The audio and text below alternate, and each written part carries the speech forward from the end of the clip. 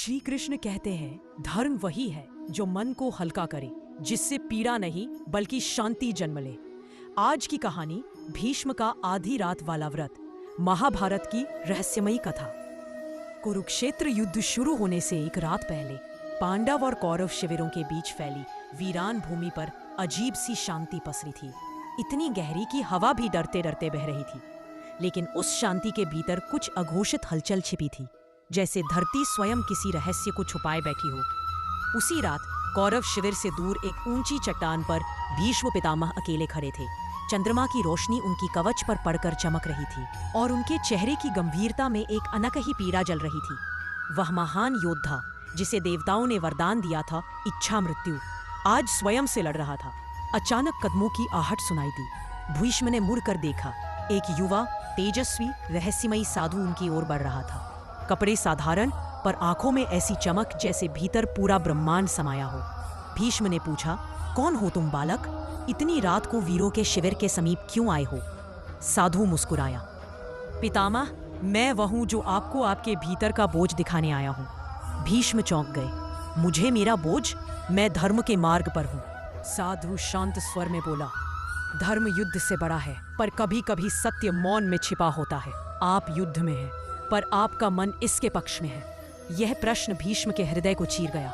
उनकी आंखों में वर्षों की पीड़ा कौंध उठी। उन्होंने दुर्योधन के अन्याय देखे, अर्जुन की प्रतिभा पहचानी, द्रौपदी का अपमान महसूस किया और पांडवों का धर्म देखा। और वे बंधे थे प्रतिज्ञा से, कर्तव्य से और समय की मर्यादा से। भीष्म ने टूटी आवाज में कहा, मैं कौरवों की ओर हूं, पर मेरा मन पांडवों के साथ है। साधु ने अपना हाथ आसमान की ओर उठाया। चंद्रमा जैसे क्षण भर में लिए ठहर गया। पितामह, आज एक व्रत ले, एक ऐसा व्रत जो युद्ध का भविष्य बदल देगा। जिस दिन, जिस क्षण एक स्त्री आपके सामने ढाल बनकर खड़ी होगी, उस क्षण आपका धनुष मौन हो जाएगा। भीष्म हक्के बक्के रह गए। उन्होंने पूछा, पर यह स्त्री कौन होगी? साधु हल्का मुस्कुराया, जिसके आने से इतिहास बदलेगा और आपके हृदय को शांति मिलेगी। समय आने पर आप जान जाएंगे। इतना कहकर साधु धीरे धीरे हवा में धुंध की तरह विलीन हो गया। भीष्म स्तब्ध रह गए। यह साधारण मनुष्य नहीं था, यह किसी दिव्य शक्ति का संदेश था। और फिर युद्ध भूमि में वह क्षण आया जब शिखंडी उनके सामने ढाल बनकर खड़ा हुआ।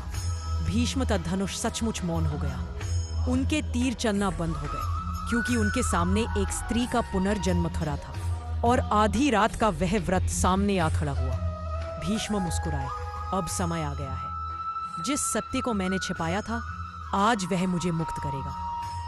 और उसी दिन भीष्म पितामह कुरुक्षेत्र के मैदान में पहले बार युद्ध की मर्यादा से हटकर नहीं, बल्कि धर्म पर चलकर शरशैया पर लेट गए। इस प्रकार एक रहस्यमयी साधु का संदेश महाभारत का भविष्य बदल गया। अगर आपको हमारी स्टोरी वीडियो अच्छी लगी हो तो हमारे वीडियो को लाइक करें, चैनल को सब्सक्राइब करें और अपने फ्रेंड्स के साथ भी शेयर कीजिए। और कमेंट में बताइए कि कैसी लगी आपको ये स्टोरी। धन्यवाद।